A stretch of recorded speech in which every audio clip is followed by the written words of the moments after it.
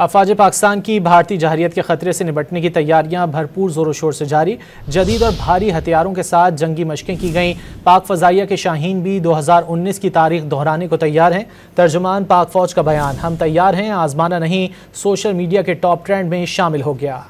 मोदी सरकार के सर से जंग का बुखार उतारने का नुस्खा तैयार। पाक फौज की जंगी मशकें पूरे जोरों शोर से जारी। सिक्योरिटी जराये के मुताबिक जंगी हिकमत अमली के पेश नजर मशकों में जदीद हथियारों का अमली मुजाहिरा किया जा रहा है। मशकों में अफसरान और जवान अपनी पेशा वराना महारतों को भरपूर तरीके से दिखा रहे हैं। जंगी मशकों का मकसद दुश्मन की किसी भी जारियत का भरपूर और मुंह तोड़ जवाब देना है। पाक फौज दुश्मन की किसी भी जारियत का दंदान शिकन जवाब देने के लिए हरदम तैयार है। अफवाज पाकिस्तान की जानिब से भारत की किसी भी जारियत का मुंह तोड़ जवाब देने का मौक़िफ़ अवाम की दिलों की आवाज बन गया। सोशल मीडिया पर हम तैयार हैं, आजमाना नहीं टॉप ट्रेंड बन गया। हम तैयार हैं, आजमाना नहीं।